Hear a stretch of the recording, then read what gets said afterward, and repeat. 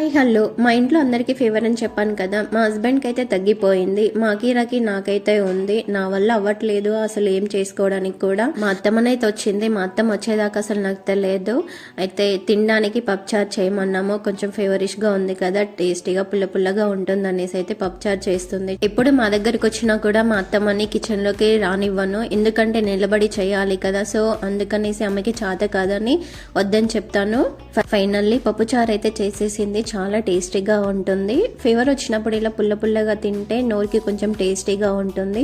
So చిన్నప్పుడు నాకు fever వచ్చిన మా అమ్మని ఇలానే చేయమనేది. రైస్ వండగానే వేడివేడి అన్నంలో పప్పుచారు వేసుకొని అయితే తినేసాం. ఇంతకీ మీకు ఫీవర్ వచ్చినప్పుడు ఏం తింటారు? ఇలానే తింటారా? కామెంట్ సెక్షన్ లో కామెంట్ చేయండి.